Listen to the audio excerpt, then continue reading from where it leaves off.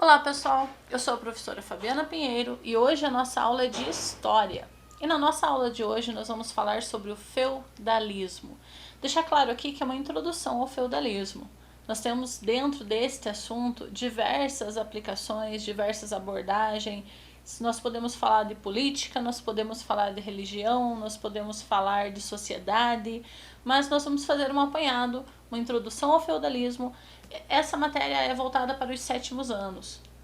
Então, você que é do 7º ano, aproveita para absorver o máximo que você puder sobre o feudalismo. É um conteúdo bastante importante, então nós precisamos dessa base agora, nós precisamos fazer esse embasamento, porque lá na frente, hoje você está no 7º, mas você vai usar ele para Enem, você vai usar o feudalismo para vestibular, você vai usar esse conteúdo para PSS, então é importante que essa base seja bem feita, para quando a gente adentrar nos assuntos mais específicos do feudalismo, nós tenhamos uma noção do que ele é.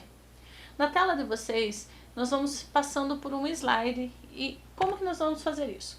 Veja, tudo tem um começo, um meio e um fim, né? Essa é a nossa máxima. Para entender como que surgiu o feudalismo, a gente precisa saber de onde que ele veio, não é mesmo? Ficou um pouco confuso isso, mas deu para entender. Então, o feudalismo, acompanha lá comigo, ele chega a partir do fim do Império Romano. Nós sabemos que o Império Romano ele foi grande, poderoso.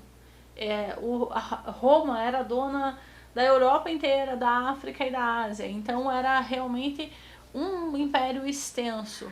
Porém, ele foi perdendo força, foi perdendo domínio, né? Então, o Império Romano era formado por territórios da Europa, África e Ásia. Vocês vão acompanhar aqui comigo. Deixa eu colocar, é importante, um apontador aqui, ó. Europa, África e Ásia. No século 3 depois de Cristo, Roma ficou com muitas dificuldades para proteger suas fronteiras, porque a gente começa ali as chamadas invasões bárbaras. As cidades romanas eram sim bem estruturadas, né? Vem de Roma aí muita herança política, social para nós. Mas as invasões bárbaras, pelos germânicos, mais conhecidos como bárbaros, acompanhem na tela de vocês, elas colocaram o quê? Colocaram medo em muitas famílias, porque elas não eram invasões assim, saqueavam e tudo bem, não, elas eram violentas, complicadas. Existia por parte dos povos bárbaros uma violência assustadora. Então o que acontece aqui?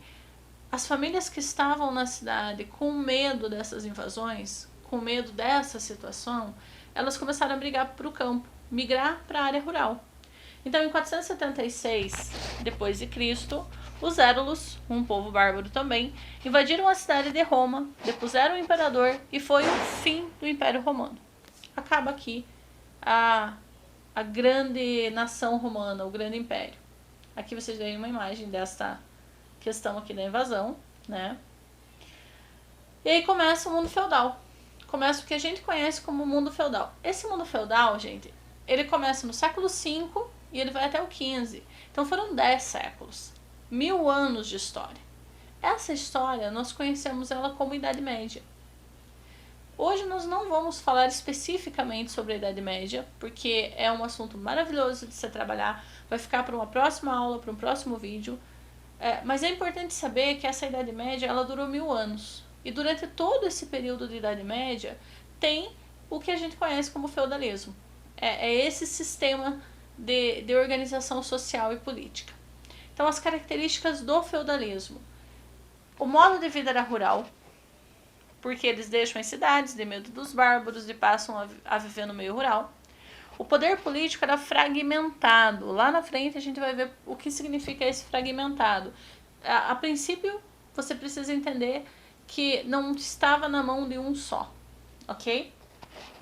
E é um período de forte conotação religiosa, de forte religiosidade. E como nós comentamos, ela teve uma duração de 1000 anos. A estrutura de um feudo. Nós tínhamos no feudo o senhor feudal. O senhor feudal, que era o dono das terras, era chamado de suzerano.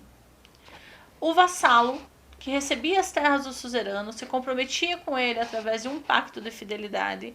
Qual era esse pacto de fidelidade? A partir do momento que o senhor feudal permitia que o vassalo usufruísse da sua terra, usasse a sua terra, o vassalo se comprometia a ser fiel ao seu senhor, tanto na ajuda militar, né, defendendo os territórios do senhor feudal, quanto na agricultura de subsistência, produzindo também para o senhor feudal. O feudo era composto por castelo, campos, pastos, moinho de vento. Todo feudo tinha uma igreja e uma pequena aldeia. A economia do feudo era baseada na agricultura: trigo, cevada, feijão, uva, ervilha, e também no pastoreio: porcos, bois, cavalos, cabras, etc. Rebanhos. Lembrar aqui, e isso é importante, que nós tínhamos aqui uma agricultura de subsistência.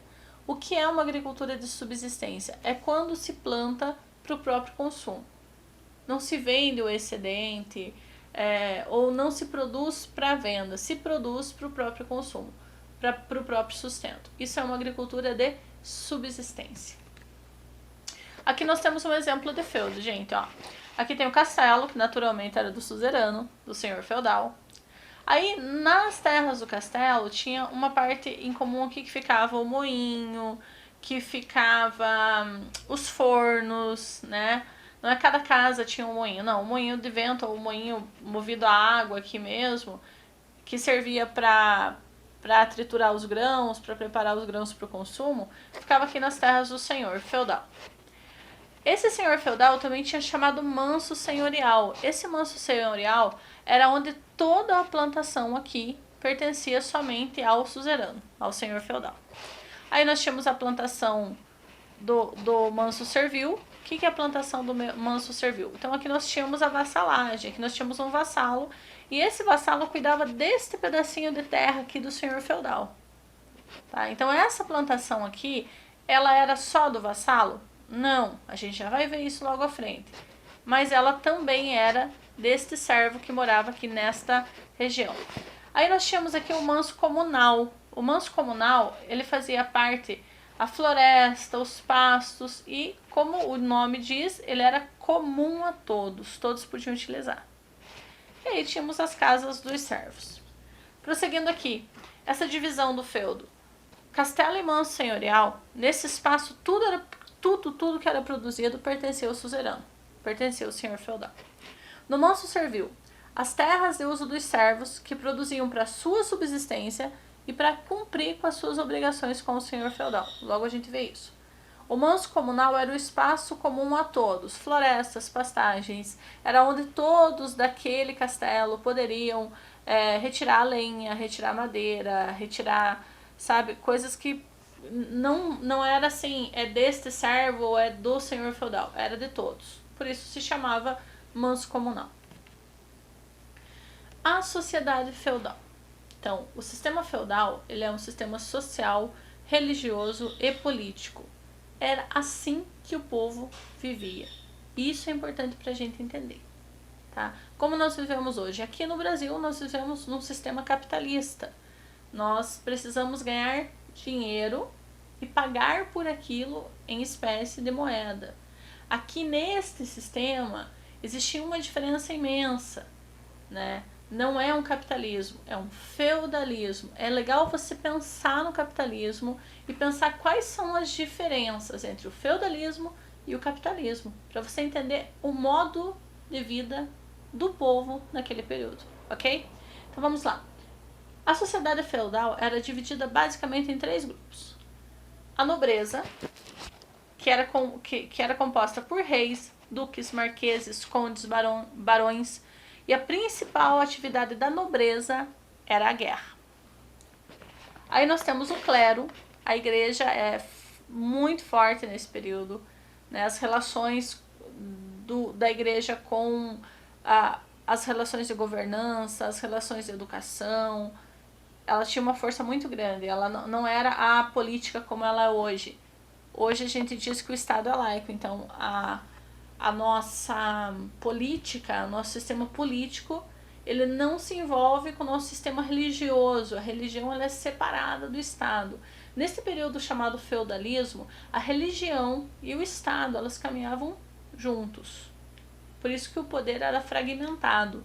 A nobreza tinha poder, o clero tinha poder, o clero representa a questão religiosa, a questão da igreja, e os camponeses não tinham poder. Nós vamos chegar lá. E quem era o clero? Papas, cardeais, bispos, monges, padres. A maioria das pessoas que faziam parte desse clero, eles eram nobres também e possuíam feudos. E os camponeses? Os camponeses eram servos. Eles eram presos à terra, porém não podiam ser vendidos, trocados ou punidos. É como se o senhor feudal ele tivesse uma grande fazenda e ele dividisse essa fazenda em pequenos lotes, pequenas chácaras. E cada pessoa que cuidasse dessa chácara, a chácara não era da pessoa, ele não estava dando, ele estava arrendando, emprestando. Então essa pessoa que era chamada servo camponês ou vassalo, ela ia cuidar daquele pedaço de terra e ela usaria esse pedaço de terra. Ela podia morar ali, plantar e colher, mediante, claro, algumas obrigações. Então aqui a gente vê uma piramidezinha que é a representação do sistema feudal. Aqui na base da pirâmide nós temos os vassalos, ou servos, ou camponeses, como você preferir chamá-los. Era a grande maioria do povo e era quem mantinha todo o resto. Então, tudo que os vassalos aqui produziam, cultivavam, faziam para a questão da proteção, a questão militar, era os vassalos, os servos, o povão, na verdade, que mantinha todo o resto. Aqui no topo da pirâmide a gente tem os nobres, né, os senhores feudais, o clero e o rei lá em cima. Porém, o poder do rei não era absoluto. O rei ele dividia esse poder entre o clero e os nobres, ele tinha que negociar esse poder e ele dependia da proteção militar também.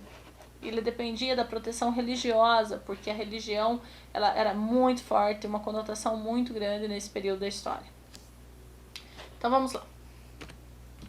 Quais eram as obrigações dos servos? As obrigações dos servos eram a corveia, guarda esse nome aí. O que era a corveia? Ele tinha que trabalhar de graça para o suzerano, lá no manso senhorial, de 3 a 4 dias por semana. Não era o suzerano, o senhor feudal, que ia lá trabalhar no arado, plantar e colher. Eram os servos dele. Então, de 3 a 4 dias por semana, então imagine só. A semana tem 7 dias, certo? Alguns senhores feudais exigiam que o seu servo trabalhasse 4 dias por semana. Então, 4 dias ele tinha que trabalhar no manso senhorial. Trabalhar para o patrão, para o suzerano. Tá?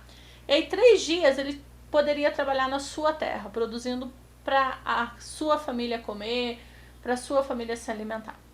Tá? Isso se chamava corveia. A talha era uma espécie de pagamento pelo uso da terra. O servo entregaria ao senhor feudal parte do que produzia. Então, supomos que aquele servo produziu 40 sacas de milho. Dessas 40 sacas de milho, 20 sacas ele entregava lá no castelo, porque era o arrendamento da terra. Nós não tínhamos nesse período dinheiro, moeda, como a gente tem hoje. Tudo era pago com produto ou serviço, ok? Então a talha era um pagamento pela terra, pelo uso da terra. Tudo que ele colhia, ele precisava levar parte dessa colheita lá para o castelo do suzerano. Ok até aqui? E aí nós tínhamos ainda banalidades. As banalidades, como eles chamavam, é o pagamento em produtos pelo uso do forno, do moinho, das prensas e de outros equipamentos. Então lá no manso comunal, nós tínhamos também... Não, o manso comunal era onde todo mundo podia utilizar. No manso senhorial, a gente tinha moinho, a gente tinha prensa, a gente tinha formas de processar esse produto colhido. Por exemplo, o arroz era colhido com palha. Nós vamos ao mercado e compramos ele limpinho, empacotadinho. Nesse período, não.